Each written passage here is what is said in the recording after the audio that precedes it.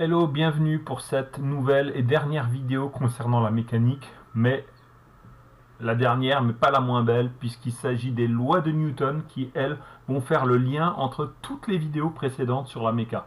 C'est-à-dire qu'elles vont essentiellement faire le lien entre les mouvements et les forces. Et l'idée de cette vidéo, c'est de t'apprendre à connaître les lois de Newton, la première et la deuxième en particulier, la troisième étant vue plutôt en terminale, et de savoir interpréter ces lois. Alors je vais évidemment encore une fois m'appuyer sur des exemples qu'on a déjà vus. Souvenons-nous de la situation du galet. Le galet était posé sur la plage et si vous vous souvenez, en fait on avait vu du point de vue du mouvement qu'il était immobile. Et quand un objet est immobile, ça veut dire que son vecteur variation de vitesse vaut vecteur nul. Parce que vecteur nul moins vecteur nul, ça fait 0. Ça fait toujours vecteur nul. Donc quand vous avez un objet qui est immobile, le vecteur variation de vitesse est nul. Et quand on avait fait le bilan des forces, on s'était rendu compte qu'il subissait le poids et la réaction normale, et que ces deux forces s'annulaient entre elles. Si on construisait le vecteur, parce qu'en fait c'est de ça qu'il s'agit, il s'agit de construire le vecteur somme des forces et de le comparer au vecteur variation de vitesse. Si vous construisez le vecteur somme des forces, c'est-à-dire si on trace P et ensuite à la pointe de P on trace N, le vecteur n, on revient au point de départ. Et quand, dans une construction vectorielle, vous revenez au point de départ, ça veut dire que ça fait vecteur nul. Et tiens, comme par hasard, lorsque la somme des forces vaut 0, le vecteur variation de vitesse vaut 0 aussi. On va prendre la deuxième situation, qui était celle du galet qu'on lâche dans l'eau et qui se met à accélérer en tombant dans le fond. Et on se souvient que lors de la deuxième phase du mouvement, le mouvement devenait rectiligne uniforme. Vous vous souvenez qu'à partir de la date T6, la valeur de la vitesse ne change pas. Or, on se rend compte qu'à partir de la date 6, donc dit autrement, quand un mouvement est uniforme, ça veut dire que la valeur du vecteur vitesse, ça veut dire que le vecteur vitesse en lui-même reste constant.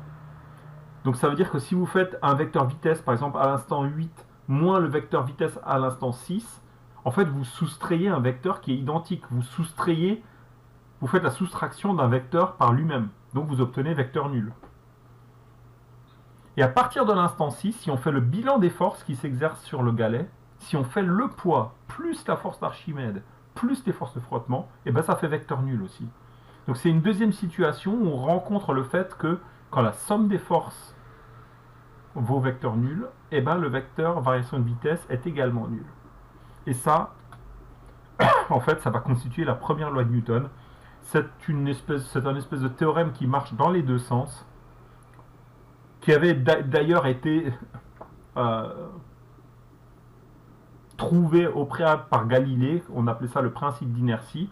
C'est-à-dire que quand un corps, alors là je vais le dire dans ce sens, dans le sens vers le haut, quand un corps est immobile ou en mouvement rectiligne uniforme, alors vous pouvez dire que toutes les forces qui s'exercent sur lui se compensent.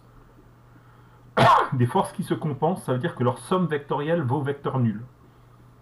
Donc je répète, quand vous avez un objet qui est soit immobile, soit qui va toujours tout droit et à la même vitesse, en mouvement rectiligne uniforme, vous pouvez dire que toutes les forces qui s'exercent sur lui s'annulent. Et dans l'autre sens, la première loi est vraie aussi. Si vous avez un corps pour lequel la somme des forces qui s'exercent sur lui s'annule, vous pouvez dire qu'il est soit au repos, soit en mouvement rectiligne uniforme, selon la condition de départ. Donc, par exemple, un objet qui est au repos, et où vous arrivez à montrer que la somme des forces qui s'exercent sur lui est nulle, vous pouvez dire qu'il continuera à rester au repos. Il restera immobile. Et un corps qui était lancé, qui a un certain mouvement, c'est-à-dire qu'il n'est pas immobile, si les forces qui s'exercent sur lui se recompensent, ça veut dire qu'en fait, il a le mouvement le plus naturel d'un corps, c'est-à-dire aller toujours tout droit à la même vitesse, mouvement rectiligne uniforme. En revanche, il y a une situation dans laquelle, en fait, les forces ne se compensent pas. C'est les premiers temps où le galet chute dans l'eau. Parce qu'à ce moment-là, les frottements sont nuls ou très très peu importants. Et c'est-à-dire que là, du coup, la force d'Archimède ne compense pas le poids. Et si on fait la somme des deux forces, le poids plus Archimède, eh ben on obtient le petit vecteur rose, que du coup on va appeler le vecteur résultante des forces extérieures, ou somme des forces extérieures. Et comme par hasard, dans ce cas-là, si on trace le vecteur variation de vitesse lors d'un des moments de la première phase de la chute, on se rend compte que ce vecteur variation de vitesse n'est pas nul. C'est-à-dire que la vitesse en 5 est plus grande que la vitesse en 3. Donc quand vous les soustrayez l'un l'autre, vous obtenez un vecteur non nul. Et ce que va raconter la deuxième loi de Newton, c'est que si les forces ne se compensent pas, ben du coup ça va générer un vecteur variation de vitesse qui va être collinaire à la somme des forces. C'est-à-dire que le galet va accélérer dans la direction et le sens de ce vecteur rose. Évidemment, la réciproque est vraie aussi. Un objet ou un corps dont la variation de vitesse n'est pas nulle, ça veut dire que la somme des forces qui s'exercent sur lui ne se compense pas. Voilà, alors l'année prochaine, vous reverrez, l'année prochaine et dans 2 ans surtout, vous reverrez la deuxième loi de Newton où on vous fera vraiment le lien entre force et accélération, puisque derrière le vecteur variation de vitesse, en réalité se cache le vecteur accélération. Donc tout ce qu'on a dit ici entre la somme des forces et le vecteur variation de vitesse, on pourra le dire aussi entre somme des forces et accélération en terminale. Voilà, alors je te laisse faire cette petite situation en application. C'était la situation de la vidéo précédente avec le trébuchet qui lançait un projectile en l'air. Et on a vu que les deux forces qui s'exercent sur le projectile quand il est en l'air, c'est le poids, dont tu connais les caractéristiques et dont la valeur est 1300 newtons, et la force d'Archimède, dont tu connais les caractéristiques et dont la valeur vaut 0,65 newtons. Ça, on l'a calculé dans une vidéo précédente. Et je te demande ce que tu peux conclure de ces choses-là, de cet état de fait-là, de ce bilan des forces-là. Que peux-tu dire à partir des lois de Newton? Donc je te laisse réfléchir en mettant la vidéo sur pause et tu regardes ensuite le corriger. Ok, alors ce qu'on va faire, c'est qu'on va redessiner la situation. On a donc notre boulet qui est en l'air, de centre de gravité G, et les deux forces qui s'exercent sur lui. Alors je ne vais pas les schématiser à l'échelle, mais je vais quand même un tout petit peu montrer de quoi il s'agit. C'est-à-dire qu'on pourrait tracer le poids, voilà, qui est un vecteur genre comme ça, et la force d'Archimède, qui est un vecteur beaucoup plus petit, négligeable. J'aurais même dû exagérer, hein, parce que vous voyez que la valeur de la force d'Archimède est beaucoup plus faible, 2000 fois plus faible que le poids. Et donc si vous construisez le vecteur somme des forces, c'est-à-dire que si on trace le vecteur poids, et qu'à la pointe du vecteur poids, vous faites repartir le vecteur force d'Archimède, la résultante des forces, on est parti d'ici, on arrive ici. Le fameux vecteur rose, là, le vecteur somme des forces extérieures, en fait, il est comme ça. C'est un vecteur vertical dirigé vers le bas. Je vais le noter, somme des forces extérieures.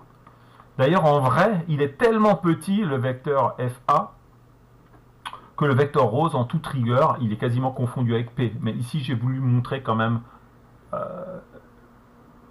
j'ai voulu montrer la construction, on va dire. Et donc, là, du coup, on est dans un cas où la somme des forces n'est pas nulle. Donc les forces ne se compensent pas. Donc ça veut dire que le boulet, il va pas rester au repos, il va pas être en mouvement rectiligne uniforme. Donc d'après la deuxième loi de Newton, puisque c'est ça qu'on va utiliser,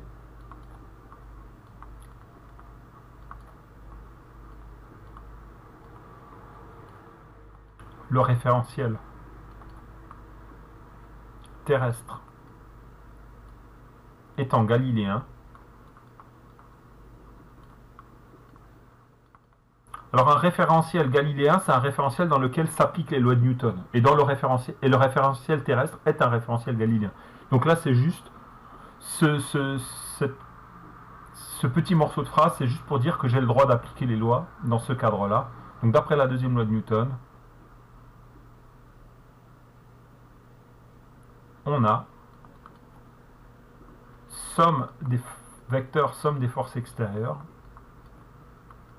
va être égal à K delta V, va être égal à K' vecteur A.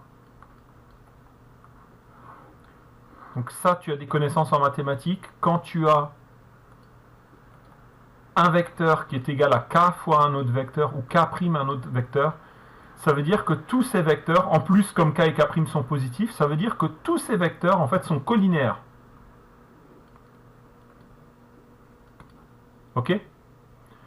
Collinéaire, ça veut dire même direction. Et comme les constantes k et k' sont positives, on peut même dire que ces trois vecteurs en fait ont même sens aussi. Ça veut dire que si on devait tracer le vecteur accélération, par exemple, en fait on le tracerait, vous voyez, il aurait même direction et même sens que le vecteur somme des forces. Donc on peut faire une petite phrase et dire, conclure que le projectile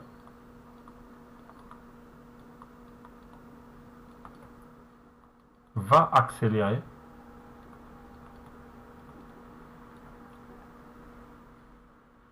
dans la direction et le sens du vecteur somme des forces extérieures. Donc verticalement vers le bas. Et vous avez effectivement constaté que si vous balancez un projectile en l'air, en fait, il va suivre une trajectoire parabolique parce que les vecteurs vitesse, au fur et à mesure, en fait, vont s'incliner progressivement verticalement vers le bas. La tendance, c'est que vous avez un vecteur accélération qui cherche à les ramener verticalement vers le bas. Donc c'est ce vecteur accélération dû au poids qui fait qu'un boulet, en fait, retombe quand vous le lancez de manière parabolique. Donc voilà. Donc il faut juste savoir que la deuxième loi de Newton, en fait, c'est une loi de collinéarité, en fait, et qu'un corps accélère dans la même direction et le même sens que les forces qui s'exercent sur lui. Donc comme là, on a une force qui est verticale vers le bas, on peut dire que le projectile accélère verticalement vers le bas. Et que c'est donc la tendance. Un vecteur accélération montre, indique comment les vecteurs vitesse vont tendanciellement varier au cours du mouvement. Ils vont avoir tendance à de plus en plus s'incliner vers le bas. Voilà, à une prochaine vidéo. Ciao, on a fini pour la mécanique.